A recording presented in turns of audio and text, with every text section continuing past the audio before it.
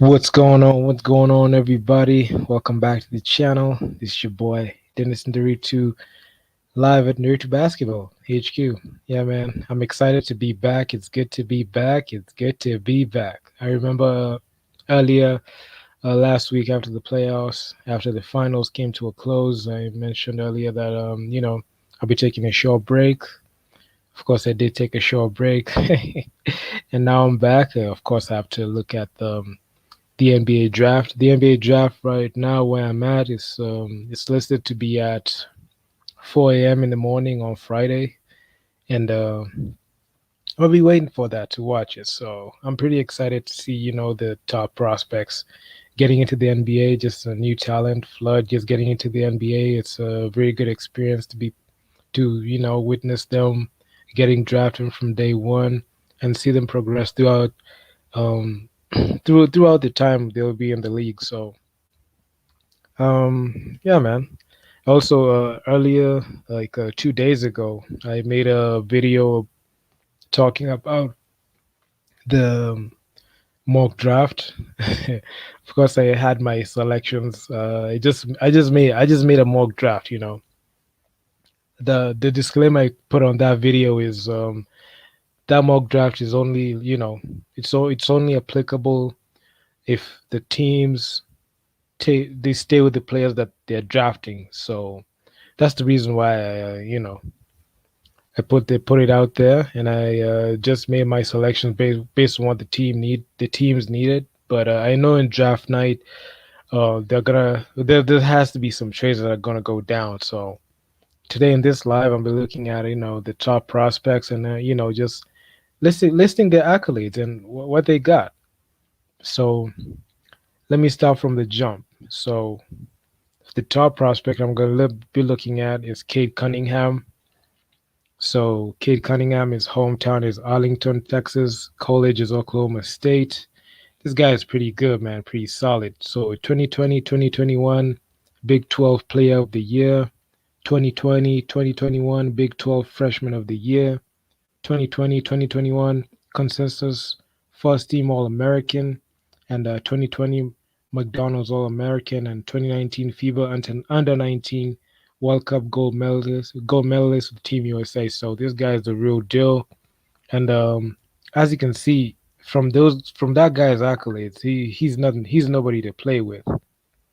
Pretty good all the way from the start, man. Then you also have this other guy, Jaylen Green, hometown Merced, California, first player to sign with the NBA G League Ignite.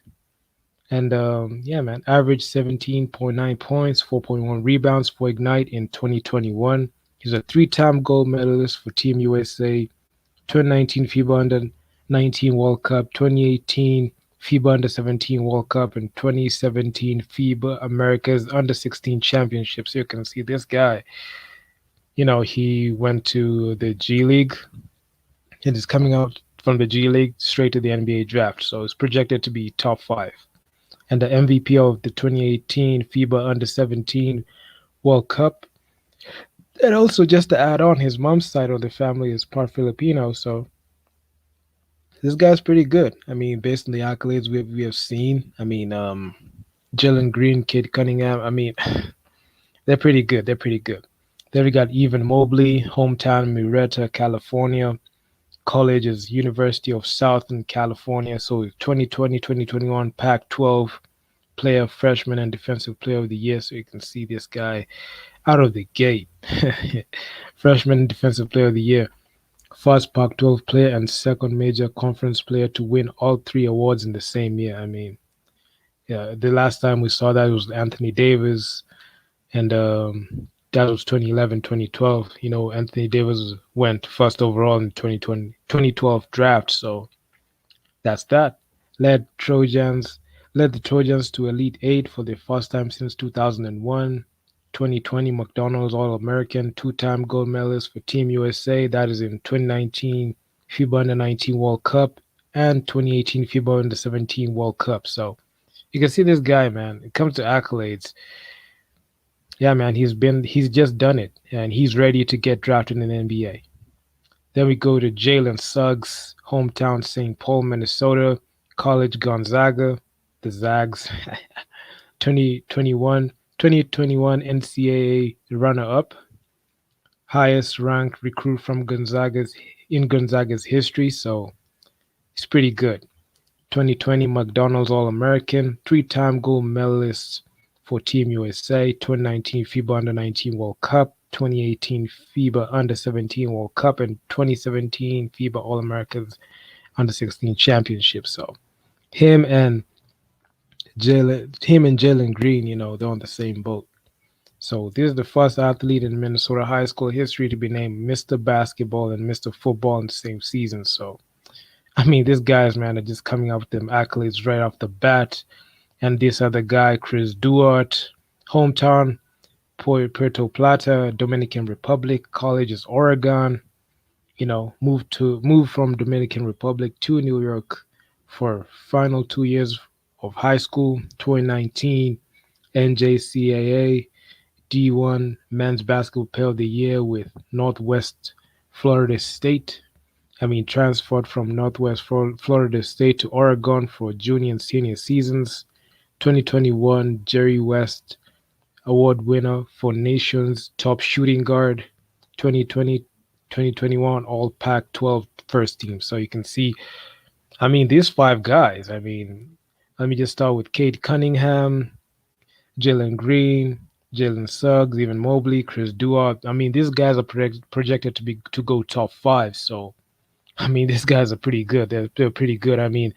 I'm safe to say I can say from this draft, I just see Kate Cunningham going to number one from the Detroit Pistons, because if Detroit Pistons have their first pick, but we won't know until he shakes the hand and he wears that Detroit Pistons cap. So that's that. So let me just share the screen real quick so you can go through these players as per ESPN. So number one is Kate Cunningham. He's a point guard. He's 6'8", 220 pounds from Oklahoma State. Position rank is number one. Overall rank, number one. So let's go through his pre-draft analysis. Has excellent size for point guard, listed at 6'8", 220 pounds with a wingspan that exceeds 7 feet. He's a fluid athlete who plays at different speeds, passes and handles with both hands, and plays a selfless style. So, yeah, man, that's that guy. Can bully smaller guards in the post, difficult for bigger defenders to handle due to his shot creation skill, and outstanding physical tools defensively that allow him to cover guards, wings, and bigs. Has excellent timing, feel, and intensity. Likes to crash the glass aggressively and ignite the break on his own. Competitive and attentive off the ball. So this is the guy that a team needs, yeah, especially a team that desperately needs a point guard. Much improved shooter who confidently knocks down pull-up jumpers from mid-range and three. Yeah, and he fits the criteria. Excellent free throw shooter. So shows soft touch around the basket. So that's the guy that he can finish. He can finish in the rim and also hit the occasional three, pull up jumpers from mid range. So that's the guy. So, but he still has a bit to improve on when it comes to some areas in his game. So they list the ESPN, what they've listed as the improvement areas. You can say lacks a degree of explosiveness, beating defenders from a standstill, relies more on size and strength to get by opponents in the half court. So he needs to work on that. Struggles to score over length in traffic at times. Can be can he be efficient creating offense as a number one option? That's the question that a guy like Ja Morant was asked. He may be pre-draft analysis, but I just feel like he can do it. He can adopt a style of a Ja Morant or a LaMelo Ball, and he'll be good to go. Plays for an Oklahoma State team that lacks much perimeter shooting and creation. Opponents are aggressive with double teams intended to get the ball out of his hands. Excuse me. May not be able to show the full extent of his arsenal operating out of the pick and roll. So he needs to develop to a good playmaker, and this was done by Jonathan Givoni, and that's your first pick. That's your projected first pick from Oklahoma State. And let's go. He's a point. So Kate Cunningham is coming out of the position as a point guard. We just have to see how it translates to the NBA. So that's your guy right there. So we've got Jaylen Green. So Jaylen Green is listed at 6'6", 186 pounds from USA. Position rank is number one as a shooting guard. And overall, he comes under Cade Cunningham.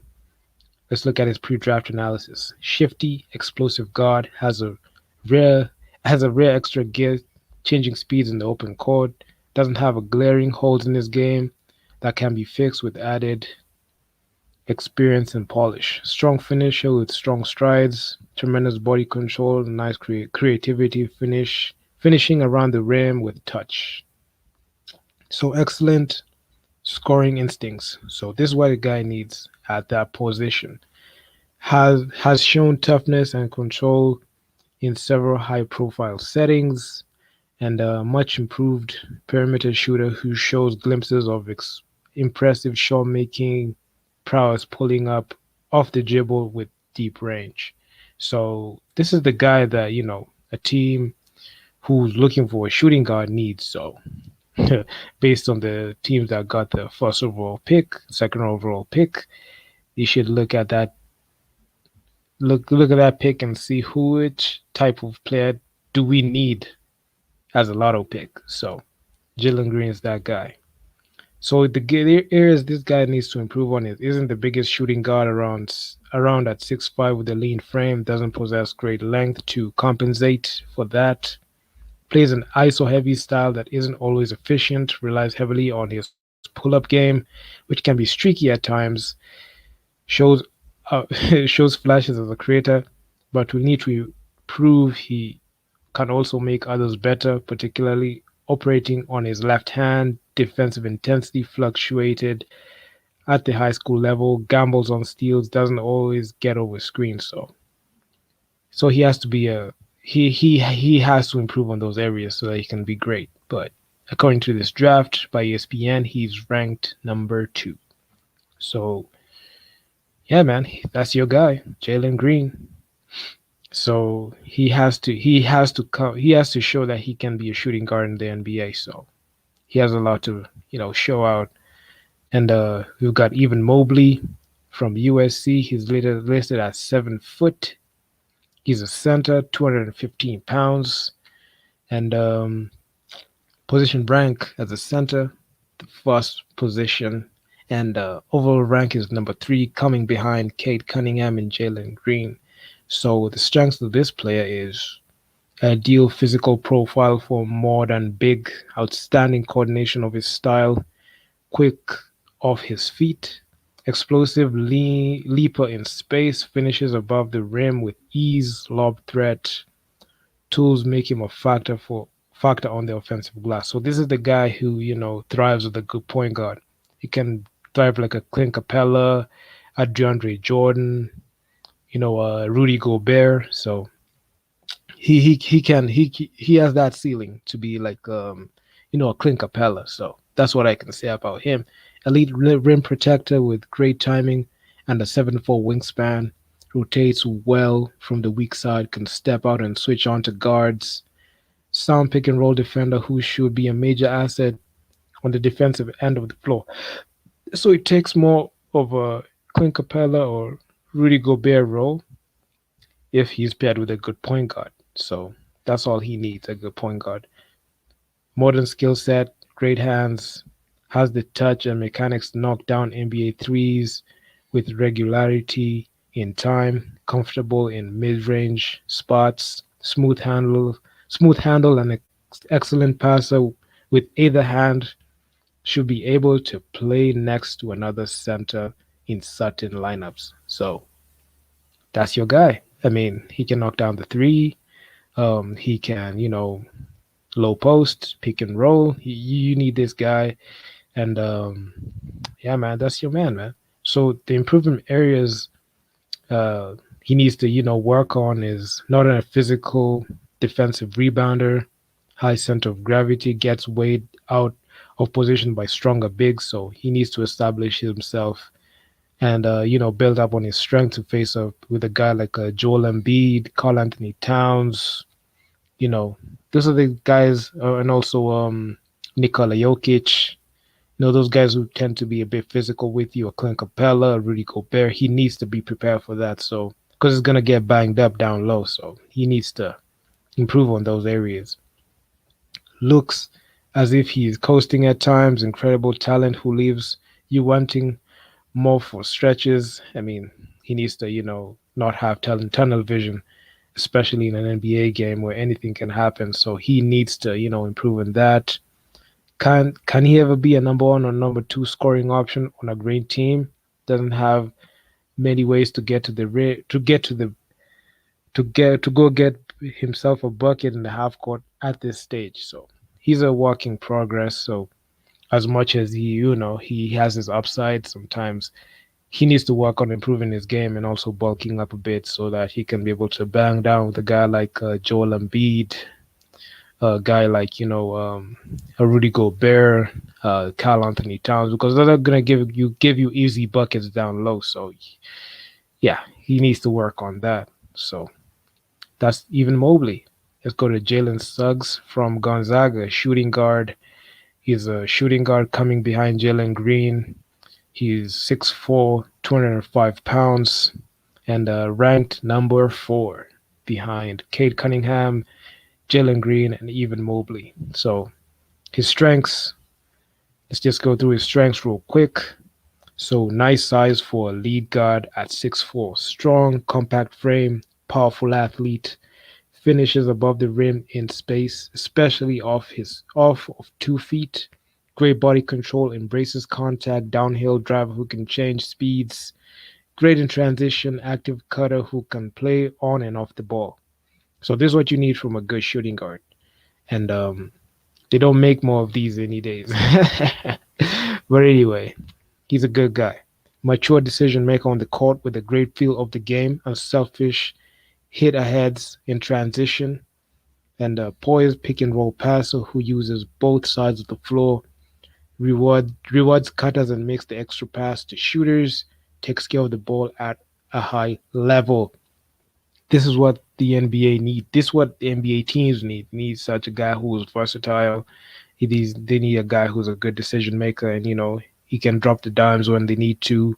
Can see cutters, has good vision. I mean, this guy covers checks all those boxes, but we'll all know this as is in his first season. Tough defender who wants to defend the other team's best player.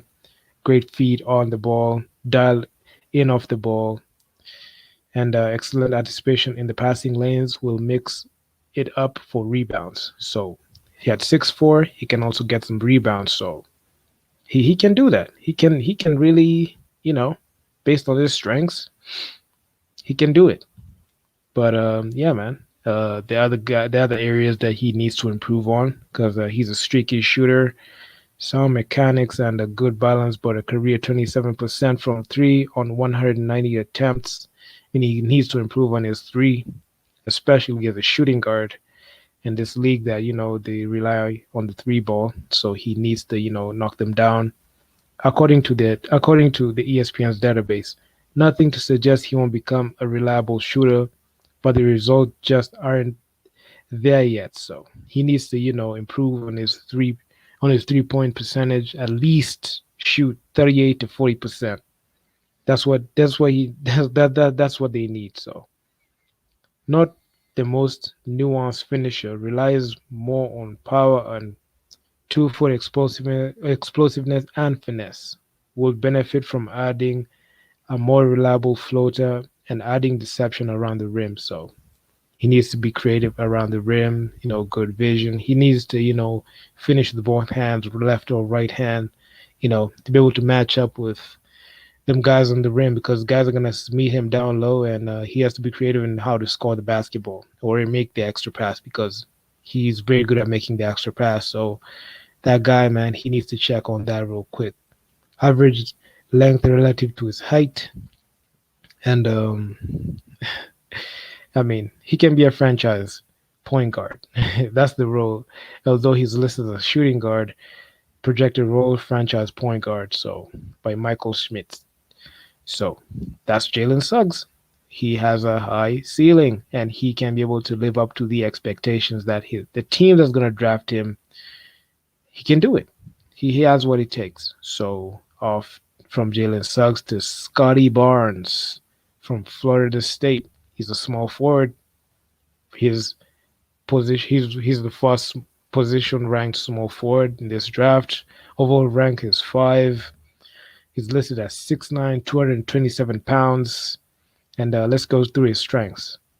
Excellent size and length for a modern forward at 6'8", and a 7'2" wingspan and a strong frame. Has the tools to slide up and play some small ball center in a pinch. So he's listed at 6'9", and he can do it. He can, mix it up. He can, take the rebounds. I mean, he has the wingspan to do it. And as you can see, he's a modern forward. He just need to, be able to shoot that three and be able to finish around the rim. So that's what he needs. High motor defender who can defend 1 through 5 at a collegiate level. Regularly picks up points. Point guard off Point guards off in the backcourt. Good technique on the ball, crowds opposing guards, and takes them out of their offense. Can switch every screen onto bigs, active off-ball defender. So you can see this guy has a lot of upside, especially for his size as a small forward. Mismatch facilitator with a great feel for the game, plays point guard for FSU. That's Florida State University. Unselfish, moving the ball ahead in transition, comfortable ball handler, fills in the gaps on offense, keeps plays alive on the offensive glass. So this is a guy who can crash the boards. He has to improve on finishing around the rim, and just create some good offense. And yeah, man, he's that guy. So although he has a lot of upside, there's some places that he needs to improve on. He's a natural shooting stroke with unproven results.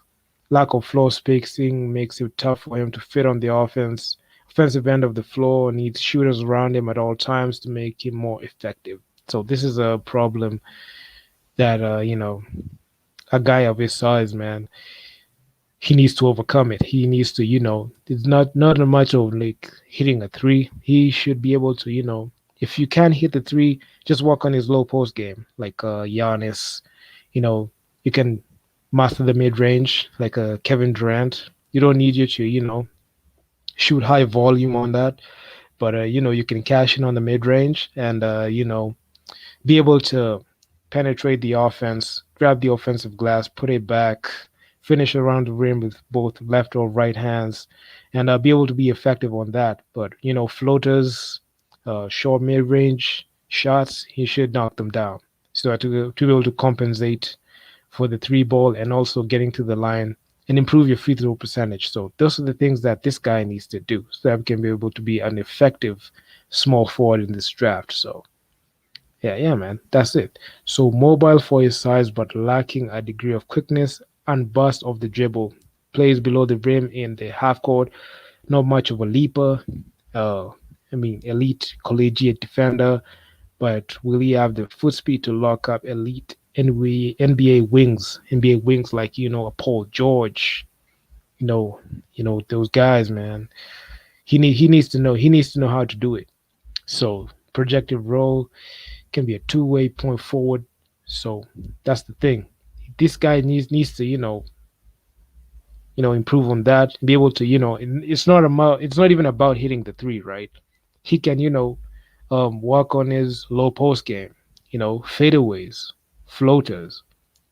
You can be able to compensate from the three just like the same way a Giannis can do it, especially for his size listed at 6'9", and he can do it. He can do it. So that's Scotty Barnes from Florida State University. So we've got Jonathan Kaminga from Congo. He's listed at 6'8", 220 pounds. Overall rank sixth. His position rank is number one power forward in this draft. So let's just go to his strengths. Has an ideal physical profile for a combo forward at 6'8", 225 pounds with a 7-foot wingspan. You know, possesses an outstanding frame and is explosive on the court with an impressive combination of strength, quickness, and fluidity. These are the things that modern day power forwards need, and shows intriguing shot making prowess, makes 42 3 pointers in Nike EYBL games, has smooth mechanics, and looks capable of making jumpers in a variety of ways, including off the dribble and even running off screens at times. So, good power forward. Has excellent defensive potential, engaged, strong enough to defend big men, but has quick enough feet to stay in front of guards. So he has to know how to guard 1 through 5 to be able to be more effective. But he's projected to be a two-way forward, but there are also improvement areas that he needs to work on. Feel, decision making, and overall polish that works in progress. Not an efficient offensive player, settles for the first shot he can find, drives with its head down. Not the easiest teammate to play with, needs to show he can impact winning when his pull up jumper isn't falling. So yeah, man, those are the things. If your jumper isn't falling, you can try to, look at the other side of the ball, the defensive side of the ball, make the other guy work when the jumper isn't falling and play winning basketball because defense wins basketball games. I understand lethal offenses can do it, can they get the job done, but defense wins the basketball game. So he needs to, be able to be a good defender. Has tools and versatility, but is a below average defender at his stage. Competitiveness and intensity fluctuates. Relies too heavily on his length and athleticism. Technique off the ball leaves a lot to be desired. I mean, he needs to work on that. I mean, off ball movement, not ball watch when you're on the court. Know how to pick your spots and know how to, pick up a defender, be 2 steps ahead of your game. He needs to improve on that. Has a tendency to stand around and gamble in passing lanes or bite wildly on fakes. So he needs to, be able to debunk the deception by the other offensive player so that he can be able to, get faked or get, so he can bite. He can bite on the offense. He needs to work on that. Has some questions to answer about his approach to the game. Body language leaves something to be desired, and he hasn't gotten too much high level coaching. Didn't show a great deal of progress with his feel for the game in his final year in high school. So this guy needs to improve on that because the team that's gonna go in and swing at him, he needs to prove that he can do it. He can deliver the job and he also improve. I can say this guy is a project that he needs to be molded so that he can be the best version of himself. So let's go to Josh Giddey. Josh Giddey is listed at 6'8", 185 pounds, position rank 3. He's a shooting guard, 7th overall. So the strength of this player, man, I mean, supersized point guard at 6'9". He's gonna be like a Ben Simmons. But although Ben Simmons, I feel like he's more of a power forward. But he being 6'9" as a shooting guard is pretty good. Third youngest player currently projected in the draft, has grown 3 inches in the past 3 years and is at an early stage of development physically. Led the competitive Australian NBL in assists at 7.4 assists per game. Pick and roll maestro who arguably is the best passer in the draft in terms of vision, creativity, and awareness. Understands ball handler, understanding ball handler who plays at a different speed, fluidity, and shows a propensity of manipulating defenses or from his unique vantage point with pinpoint passes all over the floor, operating on a live dribble. So this guy, man, he's got a good upside. I mean, At his size, 6'8", he's pretty light. So, his dribble can be pretty good, can be very, really effective, especially in the position that he is playing in as the shooting guard. So, expecting the Cubs to make some serious noise, especially when he's in my backcourt. Because, this guy, man, not a good defender, but shows terrific instincts as a rebounder and ball thief. He knows how to pick that pocket. Ranked top five in the National Basketball League in rebounding despite his youth and lack of strength. Size and instincts should allow him to improve on this end of the floor as his frame fills out. So you can see this guy, he has a good upside, but his projected role is to become a big playmaker and the team that he is going to be drafted in, and he has improvement areas in his game. So let's look at them real quick. So not the most prolific or efficient scorer at this point at 10.9 points per game with a middling 51% true shooting percentage, lacks a degree of strength, explosiveness, and physicality separating him from defenders and finishing around the basket in one-on-one situations. So he needs to work on his ISO game, especially his ISO game. And also his shooting percentage has to be at least 69% to shooting percentage. Shot under 29% from beyond the arc. Such shot mechanics doesn't leave much margin of error off the dribble. I mean, he needs to work on that shot because that shot is what's gonna make him from good to great. He needs to, be able to be very efficient, especially from the three ball. He he a good enough scorer to be given the keys to an NBA offense? If not, can he consistently punish NBA defensives while operating off the ball early in his career? I mean, they're just asking him to if he can be a good 3 and D player, or can we be able to grow into the offense and be a centerpiece? I mean, those are questions. Hindsight is 2022, so we'll just know after his rookie year, be able to answer these questions conclusively. A pathetic defender who was taken advantage of consistently by the high level competition he faced in past season. Has great size, but an even wingspan. Struggles to get through screens and gets blown by off the dribble due to his thin frame, high center of gravity, and lack of high end quickness. So this guy needs to bulk up to be able to match up with that height, so he can you know be able to be effective on that position. So because I'm pretty sure it's going to be pushed around a lot. So yeah, man, any teams are going to take a swing on him, they need to be knowing that. Then we got Davon Mitchell from Baylor University, listed at 6'2", 205 pounds.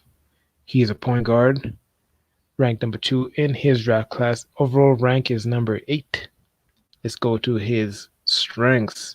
Naismith and Big 12 Defensive Player of the Year, arguably best on-ball defender in the draft. Strong frame, sturdy lower body, lightning quick feet. Doesn't Does a tremendous job of taking off on-ball charges. Great anticipation, fights over the top of screens, battles on switches, plays much bigger than his measurements suggest. Elite defender from day one in the NBA. So this guy is pretty good actually in his position. Very few weaknesses on the offensive end of the floor. Elite, slow to fast burst, tremendous open court and speed and quickness. Can beat his defender without a ball screen. Excellent feel for the game as a passer. 2.23 assists to turnover ratio. I mean, he need not bad. Delivers passes off the dribble with either hand. Gets to pull up out of a variety of different NBA caliber dribble moves, crossover, pullbacks, hesitations. Can also shoot it off the catch and has experience playing in multi-guard lineups, shot 45% from three last season, gets the ball up on the glass quickly as a finisher. I mean, that's what I mean. He's shooting 45%. That's a coach's dream. For your point guard. Let's say your starting point guard to be able to shoot 45% from three. You're gonna win that game no matter what. Coaches and teammates rave about his work ethic and approach to the game. Has improved every season. National champion on a different development curve than most 22-year-olds. Incredibly high floor because of his intangibles, defense, and winning mentality. These are the intangibles that a coach dreams about. Because if you have this guy, when you give him the keys to the franchise, he will have the capability of being a franchise point guard because his projected role is a franchise point guard and he can pull it off. But he has some improvement areas to improve on. So let me just get into it. Doesn't have an elite size or length, with which limits his ability to see on top over over the defense of on top of the defense as a passer in traffic. So his size, man. He's only listed at 6'2". Finished product physically will be 23 years old in September, even before the league starts. So it's gonna be starting the league as a 23-year-old. We'll have to continue developing a floater. Made only 5 floaters in 30 games last season. No, he needs to develop them floaters, man. You just can't make that 5 floaters in 30 games. No, he needs to improve on that. Davon Mitchell, good finisher at the collegiate level, but will have an adjustment to the NBA's length and athleticism. Shot just 2.7 free throws per 40 minutes in 2020-2021. A career 66% free throw shooter. He needs to bump that to at least 85 or 90, especially playing the point guard position. He's going to be sent to the line numerous times, so he can't afford to miss those shots, especially from the charity stripe. He needs to improve on that. Greatly improved from three last seasons, and but how will he adjust to the NBA line? Can can stand it? Can he stand the speed after his release, especially of the catch? So, I mean, those are the things that he needs to improve on. So, this article is made by Mike Smits. So, that's your guy, Davon Mitchell. And yeah, man. So those are the top guys I just want to look at. I mean, especially top five: Kate Cunningham, Jaylen Green, Will Mobley, Jalen Suggs, Scott Barnes. You know, I just want to look at those guys because with those guys, I feel like we will know where the league will be in a few years' time because the league is changing every single day, and new players coming into the draft. Hindsight is 2021. Not 2021 because in 2021, hindsight is 2022. So we have to just see these rookies what they do, how much they can produce, especially on the court, and yeah, man, just get a feel of what to expect because I'm pretty sure Kate Cunningham is gonna go first overall. I mean, there's no other way around it. He has to go number one overall to the Detroit Pistons. So that's all I got to say about that. I just looked at those players.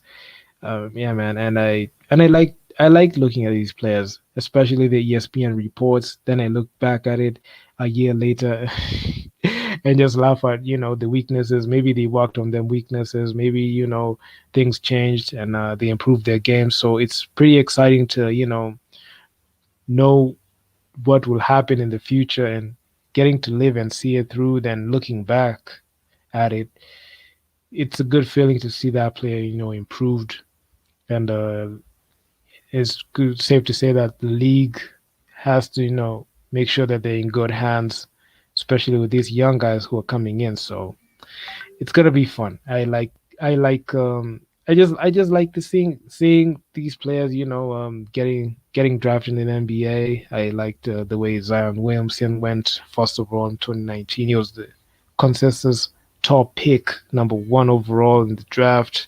DeAndre Ayton was number one in 2018, and yeah, man, 2020.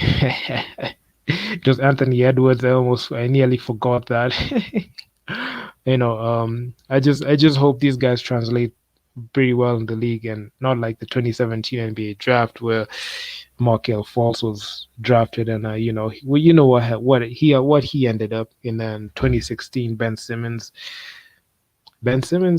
I mean, that's the guy who got drafted, but he never made any improvements in his game. And I just hope that these guys are gonna get drafted this year are able to have good learning experiences and be able to offer some tangible things on the court and also off the court and be able to develop a winning mentality because these are the same guys who are going to be the future of the league. So just congratulations to everybody who's going to get drafted. And if you guys haven't checked my mock draft where I drafted these players, make sure to check it out because it's a video that I just thought about it, just made it, and it's pretty good. So if you guys haven't checked it out, just please make sure to check it. And yeah, man, I'm back with these streams. Although I'll be coming back to cover more free agency and trades that are gonna happen this off season. I'm just waiting to see the aftermath of this off season, especially free agency. Although free agency, that's the best part of in the NBA because you know what team is gonna get who. You're gonna know the different the different matchups, different rosters. I mean, it's gonna be a good time, and I'll be showing up. I'll be showing up live, to cover it. Adrian Wojnarowski is gonna be dropping a lot of bombs, especially that time. That time, I think his Twitter gets so much active, and that's the thing. That's the thing, right? That's the thing that I like. I like watching it. So free agency is the best time, especially for basketball fans. So like me, because I like the drama that follows free agency, the storylines. How can this guy do it?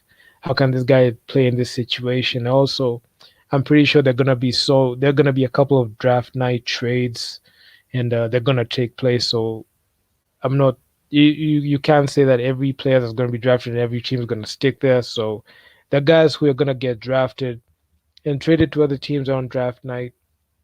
So I'll also be looking at draft night trades, and also I'll be live to check out the trades. So please be sure to subscribe to the channel and turn on notification posts so that you never miss any lives that I'll be dropping in the near future. And with that being said, man, it's your boy Dennis Nderitu, and I'm out. Peace.